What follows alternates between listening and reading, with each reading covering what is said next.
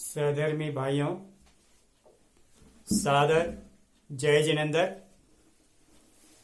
आज के क्लास में हम राग,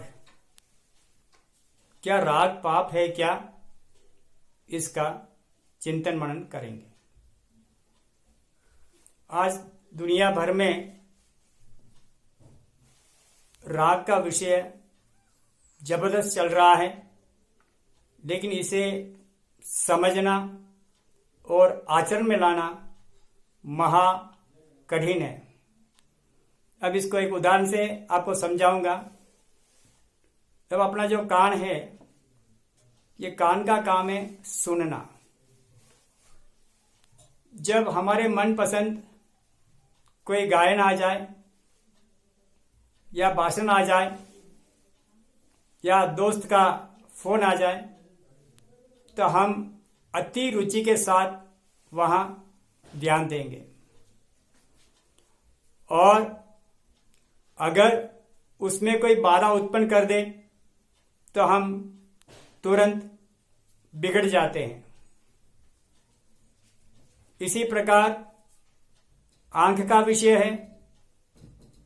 अब आंख के काम देखना है, नाना प्रकार के श्रृंगार को देखता है, नाना प्रकार के खाने पीने के वस्तुओं को देखता है, और देखकर मन के अंदर एक चाहना उत्पन्न होती है।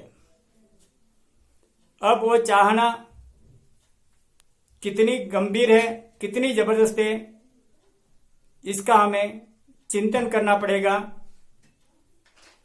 कभी कभी हम एक वस्तु देखते हैं, देखकर मन पसंद आ गया। अब पापा मम्मी से अर्ज करते हैं कि मुझे वस्तु चाहिए। पापा मम्मी मनाही करते हैं कि बेटा अभी तो तेरे पास बहुत है, अब नहीं बाद में देखेंगे। बस इतना कहा हुआ वह बिगड़ता है, घर में शोर मचाता है, उसके पीछे वो पागल बन जाता है और घर में महाभारत शुरू होता है। क्यों? अमुक वस्तु के पीछे व्यक्ति इतना पागल बन जाता है कि उसके बिना वो रह नहीं पाता है।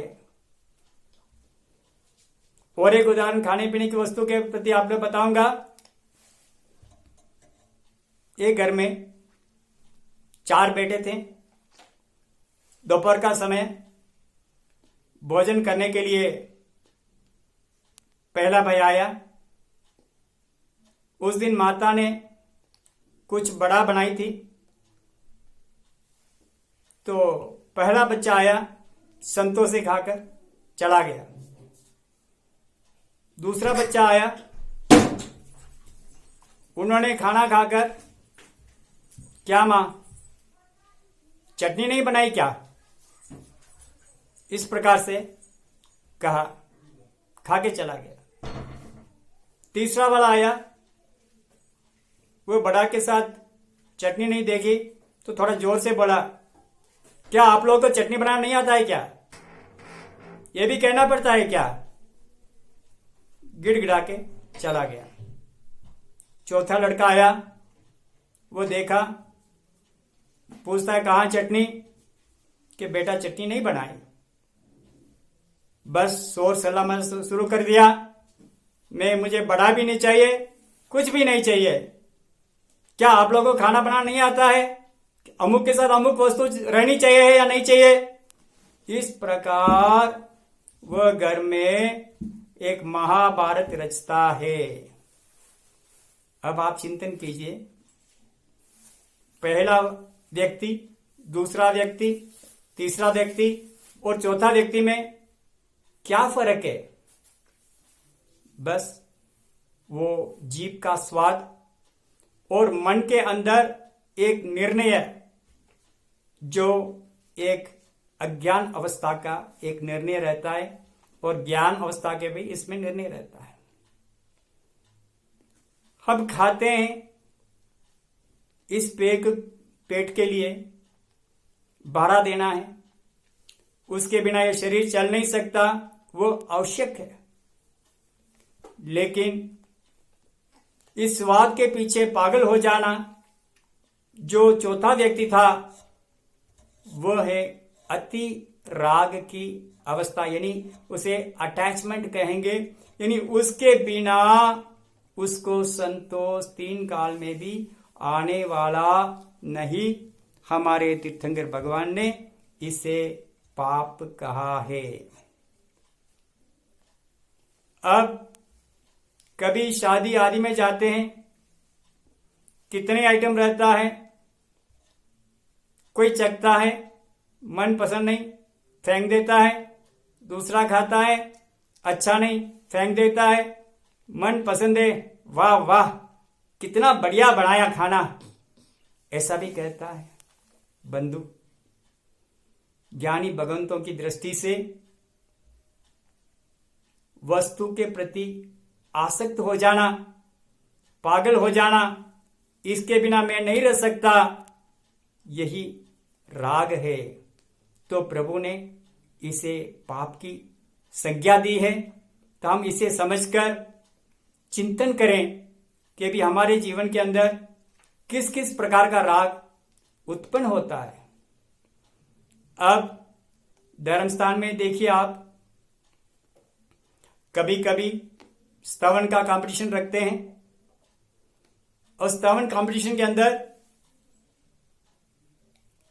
जो पुण्यशाली जीव रहता है उसकी कंठ की कला अच्छी रहती है, और जिसका पुण्य में कुछ कमी है तो उसकी कंठ की कला मंद रहती है।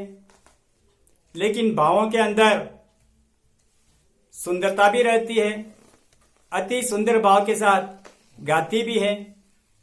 लेकिन हम आज धर्म स्थान के अंदर भी इस राग द्वेष के चक्कर में पड़ गए हैं।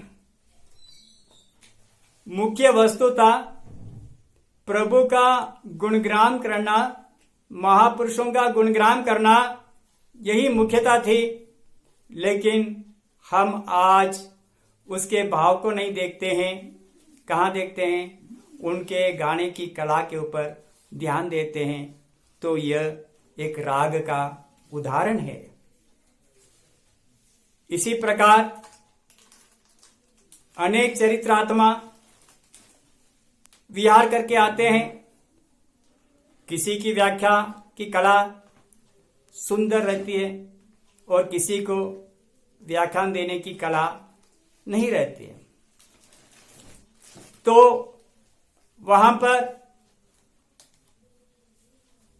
हम अमुक का व्याख्यान बहुत बढ़िया, अमुक का व्याख्यान अच्छा नहीं। बंधुओं,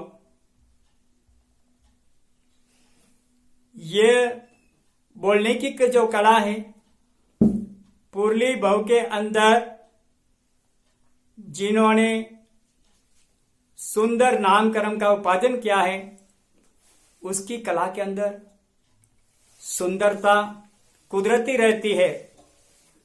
और जिसका नामकरण के अंदर उत्कृष्ट स्थिति नहीं है, मंद पुण्य वाले हैं, तो उसकी बोलने की कला में कमी रहेगी। लेकिन इसके पीछे वो नाना प्रकार की साधना तप करने वाले अन्य साधुओं का भी निंदा करना शुरू कर देता है। कहीं कहीं संप्रदाय का राग कि मेरी संप्रदाय सर्वश्रेष्ठ है, अन्य संप्रदाय की क्रिया हमारे जैसे है क्या, इस प्रकार कहीं कहीं संप्रदाय का राग भी आ जाता है। बंधु, उच्च क्रिया का पालने का मतलब है वो शीघ्र मुक्त होगा, उसके कर्म हल्के हैं। लेकिन अगर इसके अंदर राग करेंगे तो वही बंधन का कारण बन जाएगा। ऐसे ही कोई मकान देखते हैं, किसी का रूप देखते हैं और उसके अंदर पागल बन जाते हैं। तो बंधु, ये सब राग के उदाहरण हैं। अब हमारे ग्रस्त जीवन के अंदर नाना प्रकार के राग के बीच में हमें जीना है। घर के अंदर, दुकान के अंदर, समाज के अंदर, जगह जगह। लेकिन हमें इस राग को पाप के रूप में, अब प्रभु कहते हैं राग पाप है। समस्त पापों का बीज है तो राग और द्वेष है। अगर हम इस राग को जब तक नहीं समझेंगे, हम सच्चा प्रतिक्रमण नहीं कर सकते हैं। मात्र हम मिच्छामि दुक्खम दे सकते हैं, लेकिन जब तक हम इसे पाप की संज्ञा नहीं देंगे और जहां जहां मौका आता है। एक उदाहरण बताऊंगा। एक व्यक्ति ने सुंदर अलंकार युक्त एक महल बनाया। उसका मूल्य करोड़ों रुपए की थी। अपने रिश्तेदार सभी को बुलवाया और पूछता है, ये कैसा है? बहुत से लोग बोलते, आहा बहुत बढ़िया, बहुत बढ़िया, बहुत बढ़िया। एक ज्ञानी आया, उनको भी आमंत्रण था, जो आत्म कल्याण की साधना भी कर रहा था, विवेकवान भी था। उनसे पूछा, भाई साहब ये महल कैसा है? उस विवेकशील व्यक्ति ने बताया, देखिए आप जैसे लोग ही ऐसे बना सकते हैं। इसका मतलब क्या हुआ? आप जैसे लोग जो राग के अंदर पागल हैं, वही ऐसे बना सकते हैं। क्योंकि ये जितने भी वस्तु हैं जड़ है। हम जड़ पुद्गलों को देखकर आनंदित होते हैं। आज के दिन वो नया नया, और 6 महीने के बाद वही मकान पुराना लगेगा। तो बंधु, ऐसे राग के अनेक उदाहरण हैं। कभी कभी बहनें जिद करती है, मुझे अमुक साड़ी चाहिए। घरवाला मनाही करता है कि भी अभी नहीं, अभी तो बहुत खर्चा हो गया। नहीं, बहन बिगड़ गई। पति ने उसको संतोष करने के लिए साड़ी दिला दी। अब वो साड़ी पहनती है, पहली दफे वो श्रृंगार करके अपने सहेली से पूछती है, कैसी है, कैसी लगती हूं मैं? हाँ, अप्सरा जैसे लगती है। सुन करके बहुत खुश हो जाती है। अब एक दफे 2 दफे पहन ली वो साड़ी, उसके बाद में वो कहती है, अब ये बस पुरानी हो गई। बंधु, ये संसारिक पुतलों का सुख ज्ञानी कहते हैं क्षणिक है, लेकिन अनसमझ के कारण हम इस राग के पीछे पड़े हुए हैं। तो हमें अब जगना है। जगकर इन पुद्गलों को, यानी जितने भी रंग बिरंगी वस्तुएं हमें दिखती हैं, उन्हें पुद्गल समझकर उनका स्वभाव सड़ना, गलना, विनाश होना है।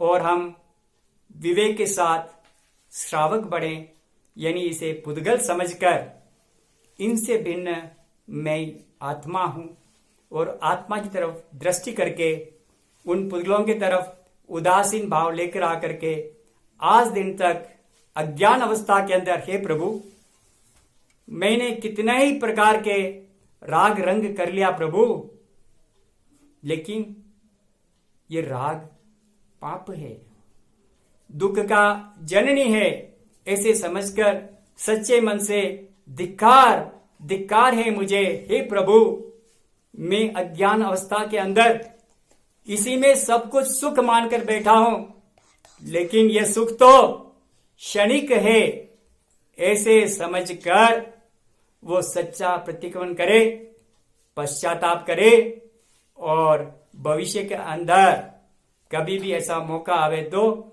मिच्छामि दुक्कडम देवे, तो उनका वह सच्चा प्रतिक्रमण राग संबंधित होगा। इतना कहकर आज का क्लास समाप्त करता हूं। आगे की क्लास में और भी हम देखेंगे। जय जिनेंद्र।